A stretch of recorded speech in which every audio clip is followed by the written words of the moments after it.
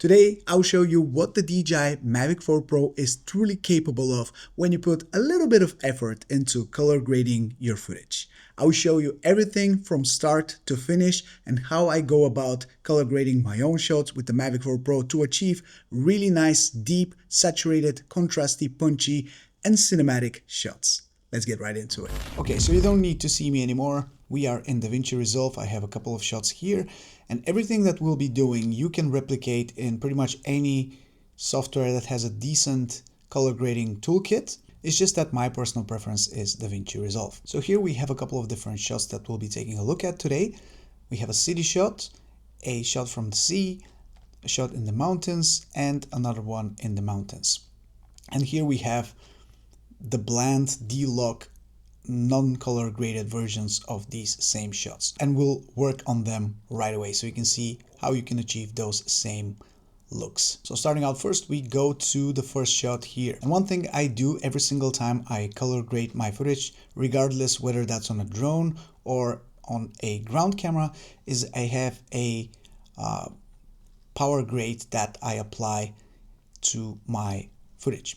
So here in Davinci Resolve you have this option here, power grade, where you can kind of have a node tree that you can paste on top of your footage with specific effects and specific nodes that you use every single time. And for me, this is it.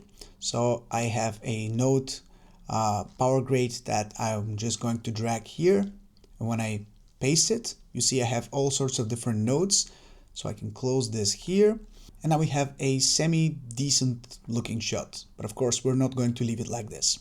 So the number one thing we do is we convert our D-Log footage to Rec 709, and we do it with this conversion LUT, which you can download from DJI's website, or if you have downloaded my LUTs, which I will link below, you already have this in the LUT folder.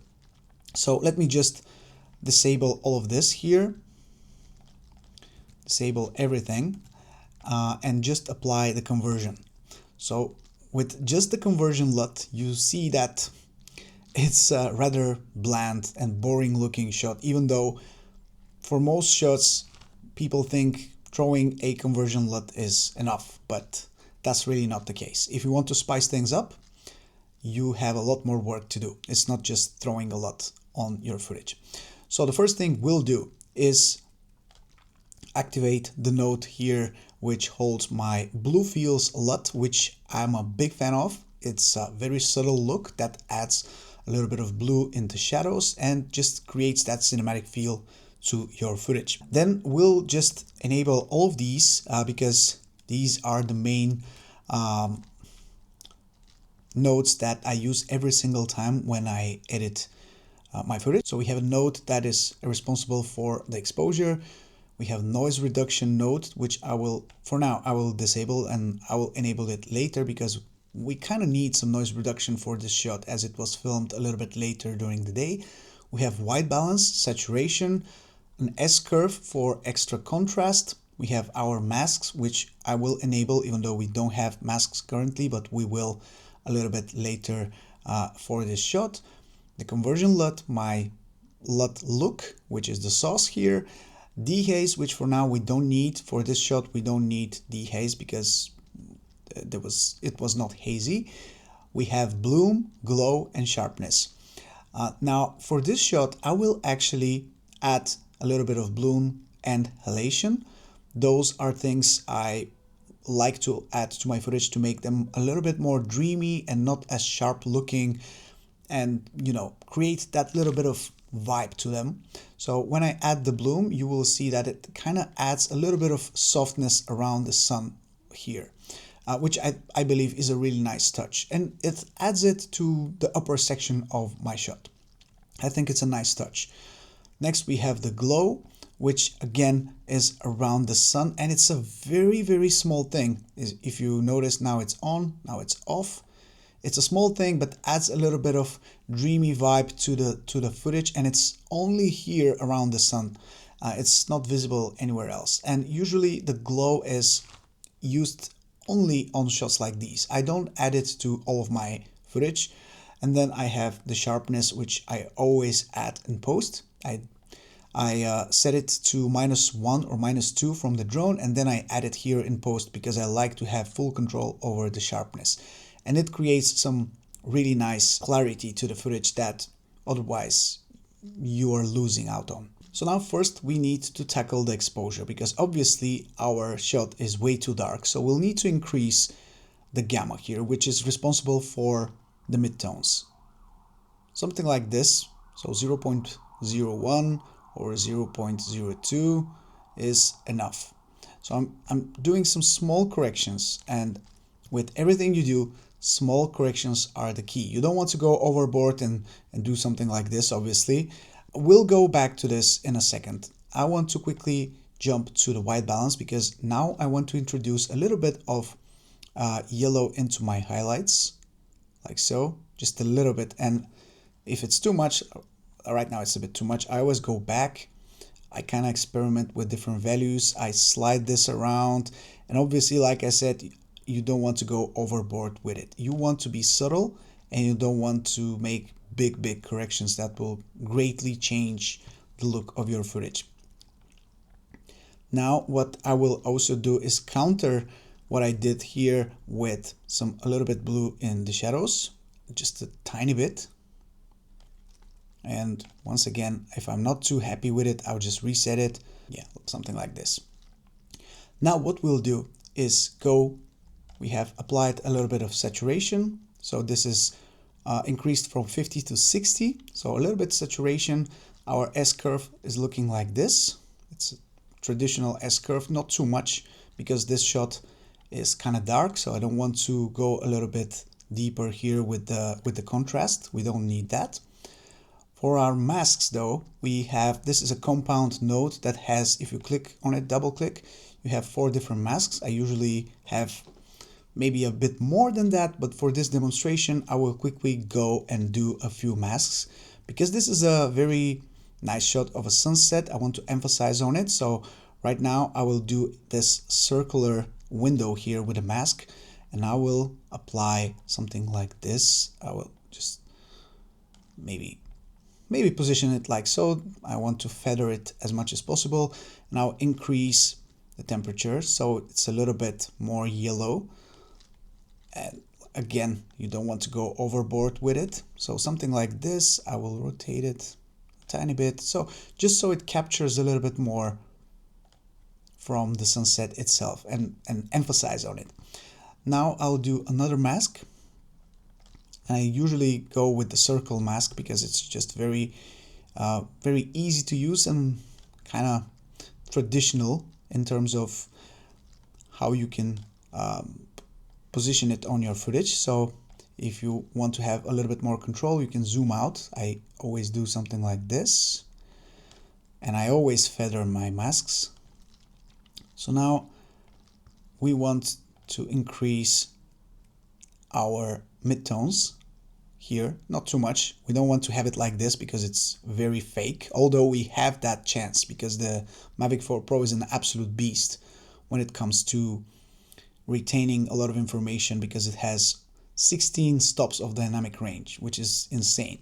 But something like this I think looks fine. If we disable it and enable it, you can see just a tiny bit more detail from the city below the sunset. I think it makes a big difference.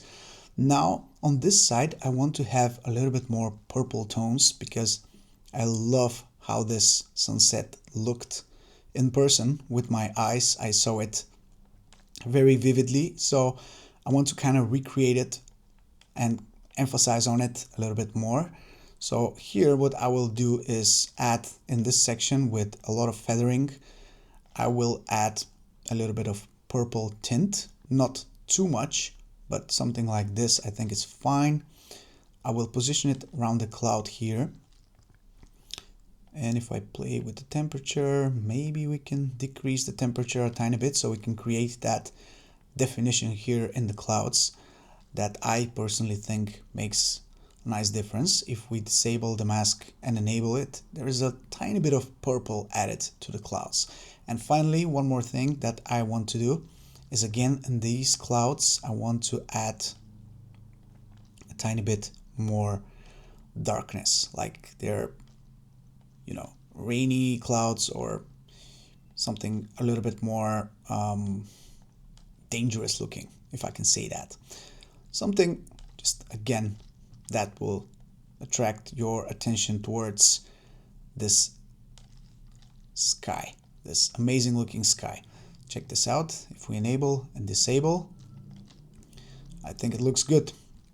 So now we have those masks here, which we can exit from, and if we disable them, check this out, what difference they make. We've already applied our bloom, our glow, and our sharpness. So our bloom is from the film look creator, which is built in Davinci Resolve. So we have a little bit of halation and bloom. Check out these settings, what I'm using. So halation 0.5 and bloom around 0.4. So this is what I use. The glow is just a plugin again that you add in Davinci Resolve, and here is how it looks. It's a very standard plugin that I haven't really tweaked the settings, but when you enable and disable, you can see the difference it makes around the sun, and I really like the effect that it creates. One of the most important things, of course, is my look LUT, which I added, which, like I said, creates those blue tones around the image that I have selected to be 0.6, so pretty much 60% visible. So if I set it to 100%, it's a little bit too strong. In my opinion, it's a little bit too much in this scenario. So I always tweak this to, depending on the image, I might set it to 0.4, 0.5, 0.6. It really depends on the image itself, but this small thing really makes a big difference from the LUT itself. So next we have this shot of a friend of mine who is riding a kite surf, and this shot is amazing with the seagulls. Right now you don't really see it, but let's just do the same thing. So we drag this here, and here I will do everything a little bit quicker because you already saw my workflow, and here I have my LUT applied already. We can go through the LUTs and pick another one. So there are different ones that you can choose from. Green Magic is something that I like. City Life again, especially for this shot right here, I think works great. Blue Fields. Let's just go for Green Magic and just disable that. So from here, what we will do is start working with our nodes real quick. First, I just want to add my dehaze plugin. Straight away it looks amazing. Let me just add the bloom and the halation. And one thing I love doing, especially for those shots here that contain water, is check out the bloom and halation effect. Check out how dreamy and just great it looks. It might be a little bit too much for you. I'm not sure. It's not mandatory, of course, to use something like this. I'm just showing you my workflow. If I disable it, check out the seagulls and the water. They look great as they are right now, but if I enable it, they look a little bit more dreamy, and you know, they have a little bit of bloom on them. And especially combining that with halation, I think it looks great. But of course, it's a personal choice if you want to use that or not. So even though the shot kind of looks already great, I will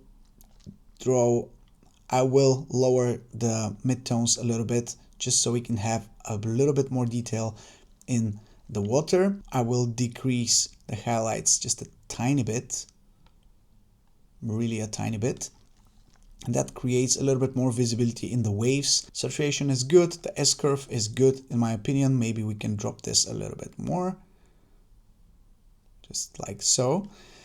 And the S-curve is something that I cannot stop using. It's just so good. If I disable it, it looks like this. Okay. If I enable it, it looks even better. It looks so much deeper, contrasty and punchy and vibrant. It's great. You have to use it. Right now, if we disable all of this and only leave our conversion LUT, check this out. This is the straight out of the camera shot. We add our conversion LUT and we think we have something, but we don't. It's so boring and bland. So for that, we will enable everything This we don't need. We don't need noise reduction. We'll enable this. We'll enable our, of course, custom LUT, the dehaze, and the bloom.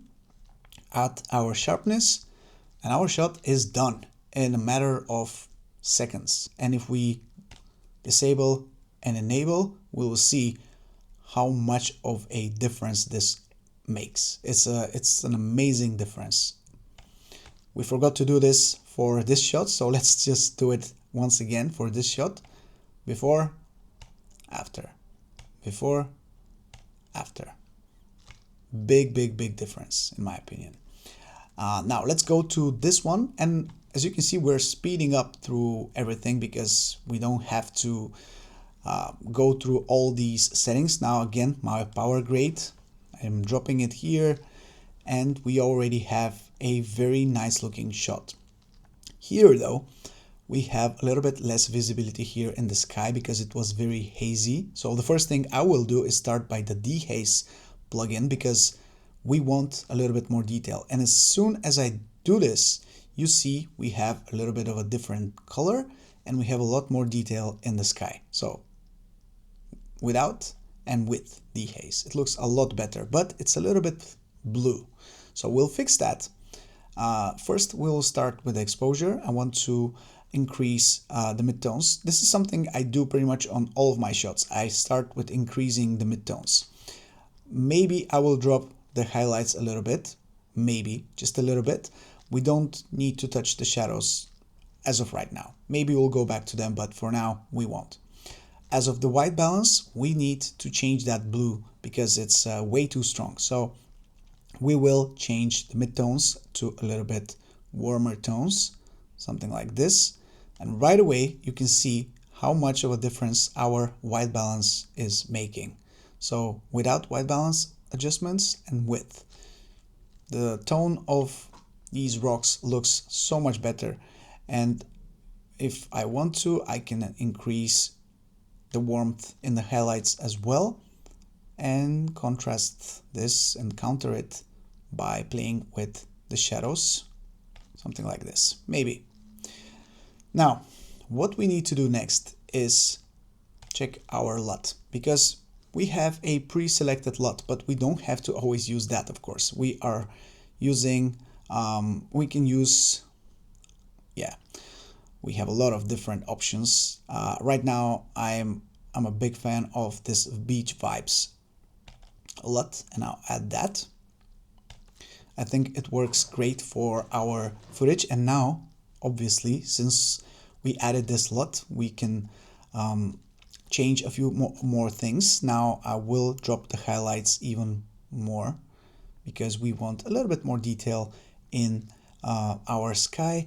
And also, since we have a tiny bit of purple hue in our highlights here in the sky, we will change that and add a little bit more, a tiny bit more green in the highlights. And we've kind of fixed that here. So the sky looks kind of natural looking. We don't have any purple in it. So now with after the S-curve node, which again is doing a pretty good job of adding contrast, I will change kind of very quickly the color, the hue of these green tones here. So I'm going here to this curves panel. I'm selecting the green tones here, and we first need to go to the hue versus hue. I will select everything green and kind of have a second point here and change. You can see how much of a difference we can do. Now, I don't want it, of course, very unnatural looking. I just don't want it to be that green. It's way too strong. So now I'll just counter it by going a little bit higher, something like this. I want it to look natural, but not super green. So something like this will do great. And we can see the difference. It's a tiny bit of a difference, but I think it looks great. And if we go, throughout the whole shot, it looks even better. So now we'll add our bloom and halation, and you can see it here, especially on the edges of the rocks. Maybe it's a little bit too strong, but you get the point. If we add it, it adds a small layer of, just spiciness to your footage. In my opinion, at least, it's a little bit more dreamy. And if this is too strong for you, which I believe for me, it's a little bit too strong right now, you don't have to go into the plugins and lower it. You can just go into this window right here, the key output. You can set it to 0.7, for example, and it will lower the whole effect strength. So maybe something like this is fine. And we're good with this shot. So let's go before, after, before, after. Now, of course, I'm not going into details about masks and everything else I would personally do to these shots, because you can really spend a lot of hours into tweaking different masks, adding different masks to the sky, for example, to make it a little bit darker, adding spots here to kind of emphasize on them with different masks. And one thing I forgot to mention here in the masks section where we did our 4 masks is after you do them, obviously when the footage changes, the masks, they stay where you put them. So you need to track them. So one thing you can do is after you have your mask selected, you go to the tracking, the tracker panel, and you just track it by pressing here to track forward and reverse. And you can see it adds all of these different points, and then it tracks the mask to this exact location. So even though the shot is moving, the mask is staying there. So this is a huge thing if you're doing a lot of masks and if you want to have them look realistic, this is the way to go. You have to track them. Now, I'm not going to track the rest of them. It's just for demonstration purposes. Now, finally, the 4th shot, you already know the deal. We drag this on it and we close it. And we already have a good looking shot. It's kind of moody and dark. So first thing we'll do is pick our LUT that we want to use. Now, this is way too dark and moody in my opinion. It uses a LUT that just doesn't work too well in this scenario, in my opinion at least. So this is the Blue Fields LUT, which is very cinematic and really nice looking, but it doesn't work wonders in every single scenario. So you really have to tweak it. Now, one thing I like is I like orange and teal a lot. And I like the punch. I will use the punch here and just close the LUT section. So even just by selecting the right LUT, we already have a very, very, very usable image. So before, after. This looks incredible as of right now, but I will change a few things very quickly. So first, the exposure, I want to increase the midtones so we have a tiny bit more visibility in the rocks, and I will lower the highlights like so. Just a small amount of reducing in the highlights so we can have a little bit more detail in the sky. Maybe try a little bit more. No, it's too much. So we'll go back one step. Now, the next thing we'll do, white balance.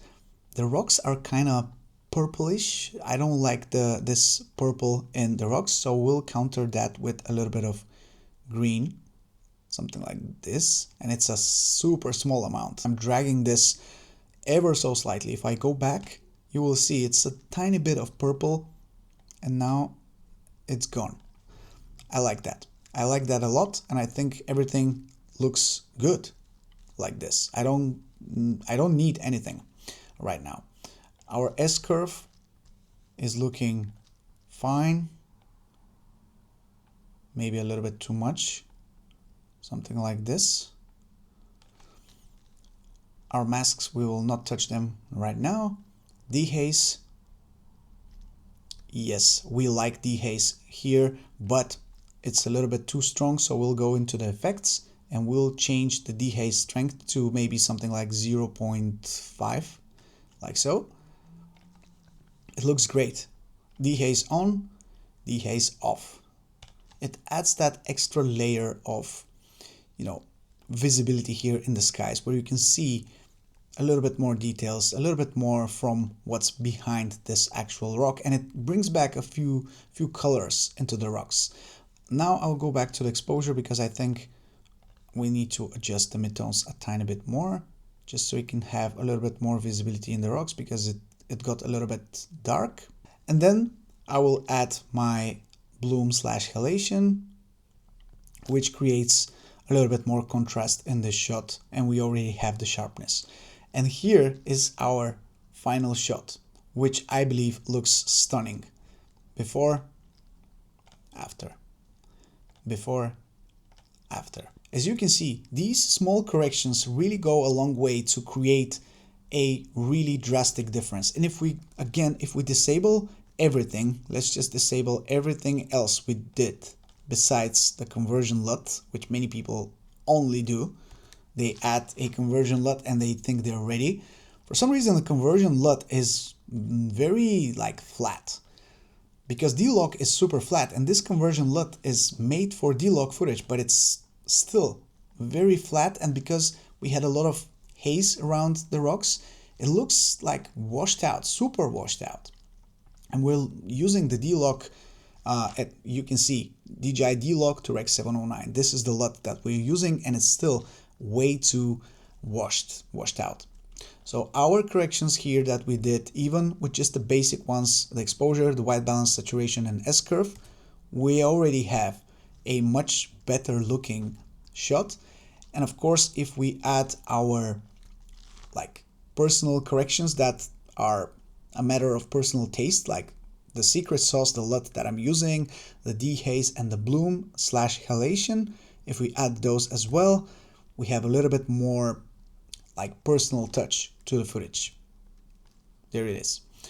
Now, if we want, we can enable the noise reduction, something which again I forgot to do here. And excuse me, I'm all over the place, but for this first shot I completely forgot to add the noise reduction. This is a small thing which I do every single time I increase my ISO, because when shooting with ISO over 400 you get a little bit more noise in your footage. Even though we have a dual native ISO on the Mavic 4 Pro, I was shooting in an ISO of 800 or something, I believe, here for this shot. So here I'm adding just a tiny bit of luma and chroma to the temporal threshold, and in the spatial threshold I'm adding a bit of luma and chroma as well, and I'm setting both here my spatial noise reduction to better and my temporal noise reduction again to better. For some reason it was set on faster, but I set it to better every single time usually.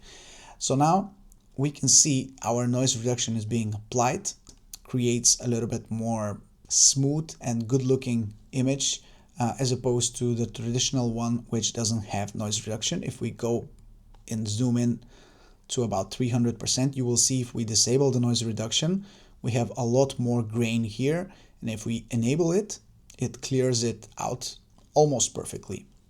And of course, this is set to a very minimal percentage. We don't want to have a very strong looking noise reduction because it adds a fake layer to your footage, which I don't like. I want it to look natural, but just don't have too much grain on it. This is pretty much how I color grade my footage. Now, of course, I can do a lot more to it if I want to spend an additional time on it to create some masks and create a little bit of a different vibe to the footage, but this is pretty much the standard procedure that I go through every single time when I color grade a shot. Now I'm going to leave a link in the description for some sample footage that I shot with the Mavic 4 Pro if you want to download it and follow along, and if you want to color grade the footage yourself and see whether you can do it or not. It's a really easy thing that you just have to get used to. If you're not really used to color grading, it's not as hard as you might think. It just takes practice, and I'm not in any way, shape or form a good colorist. I'm just color grading by feel. I'm relying on scopes, of course. Every now and then I'm checking out the waveforms and the vector scopes, but I mostly grade by eye because I want it to look natural, I want it to look good, and I want to add my little flavor to the footage to make it look how I want it. I'm only scratching the surface because the Mavic 4 Pro is an actual beast that you can extract so much from, but this is how you can start your editing with the Mavic 4 Pro, and hopefully you learned something new today. If you did, don't forget to let me know below. And there you guys have it. This is everything I have for you from today's video. If you have enjoyed it, you already know what to do. Drop a like, subscribe for future content like this one, and download the sample clips that will be in the description if you want to experiment with my footage, but yourself, so you can see whether you can achieve similar results or even better ones. Who knows? Don't forget, my LUTs will be linked in the description as well if you want to download them as well and start using my methods of color grading the footage. You're free to do so, and I very much appreciate your support. This is Mike from Drone Supremacy. Thank you so much for watching. I'll catch you in the next one very, very soon. Ciao.